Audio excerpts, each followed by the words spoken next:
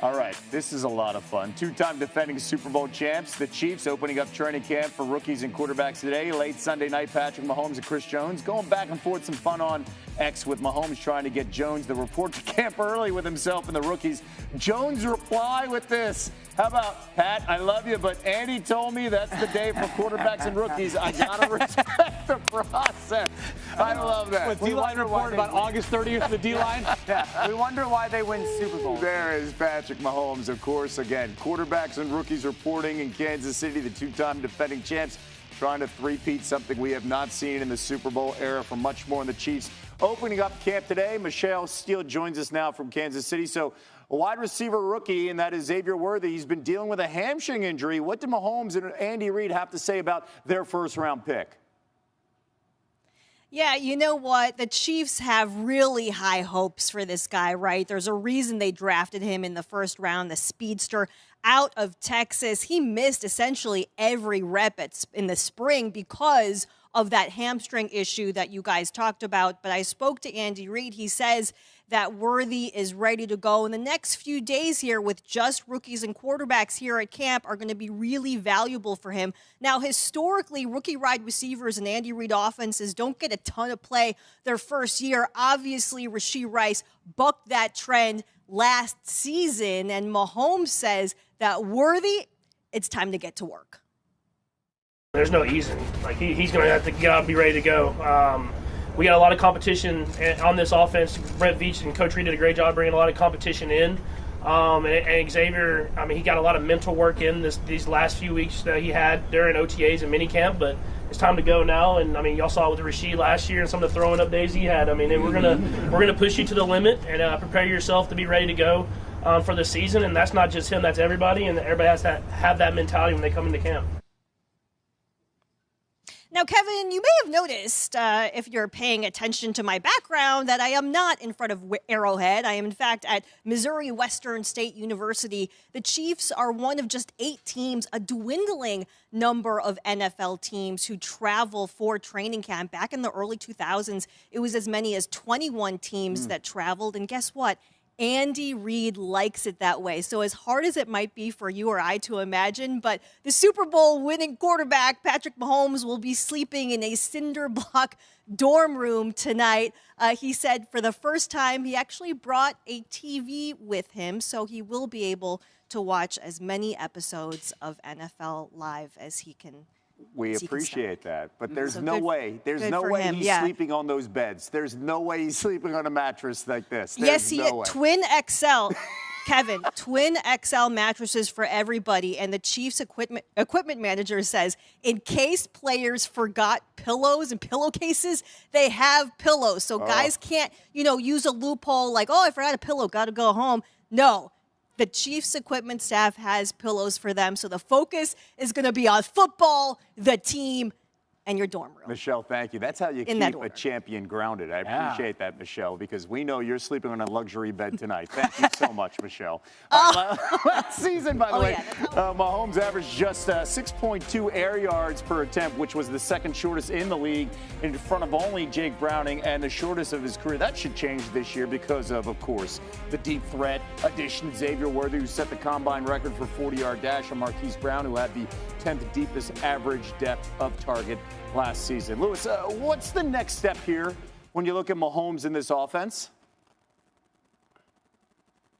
Yeah, I think it's getting this really ever-evolving wide receiver core up to speed. Look, I think Xavier has to be healthy. Hollywood has to be on the football field. Sky Moore has to reemerge. Can they salvage anything out of Kadarius Toney? Can he be counted on? They drafted a guy named Jared Wiley out of TCU, who's a former quarterback, long, lanky, tight end, wide receiver hybrid type of guy. And Andy's the best at getting these kind of guys, finding roles for them, and then going ahead and getting them into this offense with the greatest quarterback of all time. But remember this, they have one of the best O-lines in football, maybe a top 2 O-line in all of football. That's always a great equalizer. We began the show talking about how Caleb Williams in Chicago has an acclimation period that we think will include just like doing the easy things well. For Kansas City, it's the inverse. Patrick Mahomes is going to be the best player on the planet. That much we already know. The receivers let him down last year, though, until the playoffs began. failed execution consistently left this team playing behind the sticks or having to win games because of grinded out defensive efforts until Rashee Rice kind of got the ball rolling in the second half of the season. All those players that Lewis just mentioned need to be much steadier, plus the new faces, including Xavier Worthy and Hollywood Brown. If they do that, we know this. It's not a matter of whether they have the talent to win it again. It's a matter of whether they can bring that any given Sunday mentality once again and do something that Dan has literally never been done before. Yeah, I mean, if Hollywood Brown and Xavier Worthy are what they're expected to be, you can write the three-peat down. Wow. Already. This offense, the offensive line Lewis mentioned, is going to be really good. Yep. This offense was capable enough last year without any vertical speed, really. Yep. The defense kept them in games. Yeah. That defense is in many ways still intact. I know L'Jarius is not there, and all due respect, phenomenal cover corner. But the meat of this defense is still there. Yeah.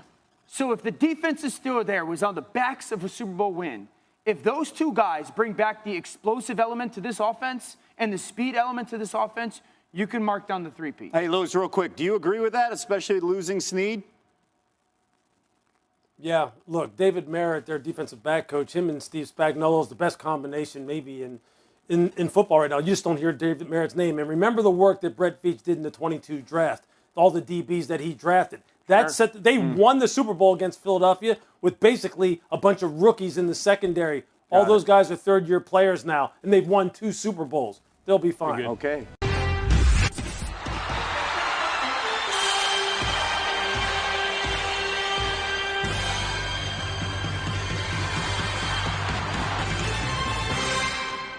As an ardent Philadelphia Eagles fan, I can't help but feel a surge of excitement mixed with a bit of apprehension as we delve into the pressures some of our key players face, heading into the 2024 season. Each of these players carries the weight of expectations, and their performances could significantly shape our campaign. Let's break down the strengths and the intense pressures on some of these pivotal figures. Nakobe Dean, linebacker. Nakobe Dean is undoubtedly a player who has all eyes on him this season. Coming off a stellar college career, Dean was expected to be a first-round pick, yet found himself sliding to the Eagles in the 3rd round. This unexpected drop has only intensified the scrutiny on him. Despite a challenging start to his NFL journey with limited defensive snaps and time on injured reserve, Dean's potential is undeniable. His college accolades, including the Butkus Award and unanimous All-American honors, speak volumes about his capabilities. The addition of seasoned linebackers like Oren Burks, Zach Bond, and Devin White, along with the drafting of Jeremiah Trotter Jr., has certainly crowded the linebacking core, but it also provides Dean with a golden opportunity to prove his worth. His speed, instinct, and leadership qualities are exactly what the Eagles need to solidify their defense. This season, Dean needs to channel his college success and show that he can be a cornerstone of our defense. Nick Sirianni, head coach. Nick Sirianni's tenure as head coach has been a roller coaster, to say the least. Despite leading the Eagles to postseason appearances in each of his first 3 years, and even a Super Bowl appearance, doubts still linger. The criticism about his leadership style and the supposed lack of respect from some players adds to the pressure. However, Sirianni has consistently exceeded expectations. His ability to rally the team and navigate through tough phases has been commendable. With the Eagles in a clear championship window, another early playoff exit would be disappointing. This season is crucial for Sirianni to silence his critics by orchestrating a deep playoff run. His strategic acumen and motivational skills will be under the microscope, and delivering results will cement his place as a top-tier coach in the league. Josh Sweat, defensive end. Josh Sweat is another player feeling the heat this season.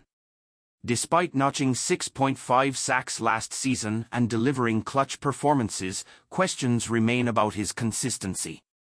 Sweat's athleticism and ability to disrupt offenses are well known, but he needs to demonstrate that he can be a reliable pass rusher throughout the season. The restructuring of his deal and his return to Philly indicate the team's belief in his potential. This year is his chance to prove that he can be more than just a supplementary piece on the defense. A consistent and dominant performance from Sweat would not only solidify his future with the Eagles but also significantly bolster our defensive front. Kenneth Gainwell, running back. Kenneth Gainwell enters this season with considerable pressure, especially with the addition of Saquon Barkley and rookie Will Shipley. Gainwell has shown flashes of brilliance, but with Barkley and Shipley in the mix, his role becomes more competitive. This season is crucial for Gainwell, not just to secure his spot but to prove that he can be a key contributor to the Eagles' rushing attack. His versatility and ability to catch passes out of the backfield make him a valuable asset. In a contract year, Gainwell must capitalize on every opportunity to showcase his skills and ensure he remains a part of the Eagles' plans moving forward. James Bradberry, cornerback. James Bradberry's position on the team is perhaps the most precarious. Despite being a second-team All-Pro in 2022, his performance last season raised questions. The post-June 1st cutoff has passed, but there are no guarantees for Bradberry. With a host of talented cornerbacks vying for spots, including Darius Slay, Quinyon Mitchell, Cooper DeJean, Khalil Ringo, Isaiah Rodgers, and Avonte Maddox, Bradberry needs to deliver a strong training camp and preseason. His experience and previous high-level play are his strengths, but he must prove that he can still perform at an elite level to secure his place on the roster. Eli Ricks, cornerback. Eli Ricks is facing an uphill battle to make the roster.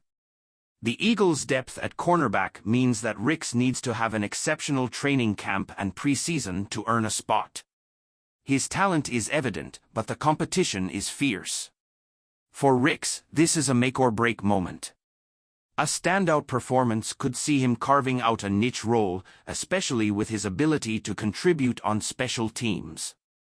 The pressure on Ricks is immense, but this also presents an opportunity for him to prove his worth and potentially secure a future with the team. Conclusion: embracing the pressure. The pressures these players face are intense, but it's this very pressure that can forge champions. As fans, we ride the highs and lows with them, believing in their potential and hoping they rise to the occasion. The 2024 season holds great promise, and if these players can handle the pressure and perform to their abilities, the Eagles have every chance to soar high once again. Fly Eagles fly! Oi pessoal, hoje nós iremos falar sobre Mbappé e ele usará a camisa 9 no Real Madrid e Valverde herda número de Kroos, enfim. O clube espanhol passa a ter dono para a camisa 9 um ano após a saída de Benzema. O meia uruguaio fica com a 8 do jogador alemão que se aposentou do futebol. O Real Madrid divulgou nesta quarta-feira as novas numerações para a temporada 2024/2025. Principal reforço do clube, Mbappé vai vestir a camisa 9, vaga desde a saída de Benzema para o Al-Ittihad, acho que é assim que fala, no ano passado. Valverde herdou o número 8 de Kroos, que se aposentou do futebol com a queda da Alemanha nas quartas de final da Europa. Bom, camisa 10 na seleção da França, Mbappé sequer pensou em requerer o número no Real Madrid em respeito ao Modric. De acordo com o jornalista Fabrizio Romano, especializado no mercado de transferência, o francês, que era o 7º no país Saint-Germain, chega ao time espanhol com o primeiro número que Cristiano Ronaldo utilizou antes de se tornar o atual, né, que é a atual camisa dele. Era o dono da 7 na temporada, né? Tal camisa está destinada a Vinícius Júnior desde a temporada passada. Bom, outros 4 jogadores também mudaram de número. Camavinga deixa de usar a 12 e passará a vestir a 6, que era de Nacho, o antigo capitão do Real Madrid. Não renovou e foi para o Al-Qadisiyah. Não sei como é que se fala esse nome aí, não, gente. Enfim, da Arábia Saudita.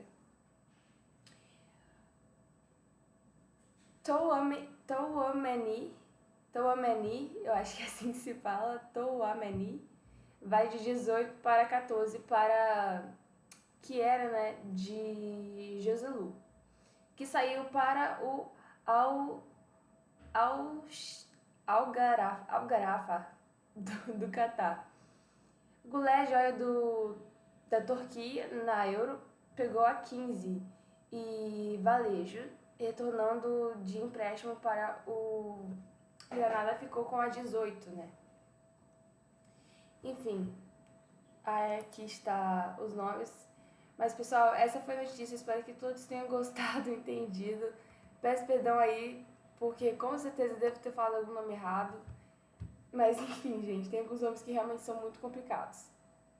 Bom, não esqueça de se inscrever no canal, de deixar o seu like e... é isso, até a próxima.